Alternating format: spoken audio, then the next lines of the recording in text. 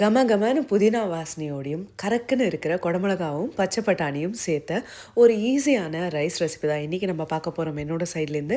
இதெல்லாம் தான் நான் கூட சைட் டிஷ்ஷாக வச்சு சாப்பிட்டேன். அதை கடைசியில் பார்க்கலாம்.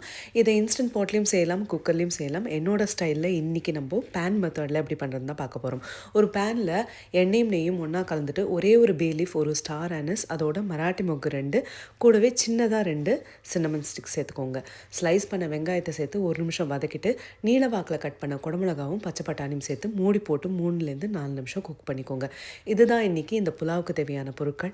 எப்பவும் போல் என்னென்ன பொருட்கள் எவ்வளோ மெஷர்மெண்ட்டுன்னு டீட்டெயிலாக டிஸ்கிரிப்ஷனில் கொடுக்குறேன். கண்டிப்பாக டைம் எடுத்து படிங்க. புதினா தழை, கொத்தமல்லி தழை, பச்சை மிளகா, கூடவே சோம்பு, இஞ்சி, பூண்டு, அதோட சீரகம் எல்லாத்தையும் சேர்த்து கொஞ்சமாக தண்ணியை விட்டு நல்ல மைய விழுதாக இதை அரைச்சி வச்சுக்கோங்க. ஒரு சில பேர் தயிர் சேர்ப்பாங்க, ஒரு சில பேர் தேங்காய் கூட சேர்ப்பாங்க. தேங்காய் சேர்த்தா அது பாத் ஆகிடும், புலாவாக இருக்காது. இந்த விழுதை அப்படியே நீங்கள் சேர்த்துட்டு நல்லா கிளறி விட்டு தேவையான அளவு உப்பு, மொத்தம் ரைஸுக்கும் சேர்த்து உப்பு சேர்த்துக்கோங்க. மூடியை போட்டு 3லேருந்து 4 நிமிஷம் குக் பண்ணிக்கோங்க. ஏற்கனவே நான் சொன்ன மாதிரி பாஸ்மதி அரிசியை 10 நிமிஷம் வெந்நீரில் ஊற வச்சுருந்தேன். அதை வடிகட்டி இதோடு சேர்த்தாச்சு. பாஸ்மதி அரிசி தான் சேர்க்கணும்னு அவசியம் இல்லை. சோனா மசூரி, ரா ரைஸ் கூட சேர்க்கலாம்.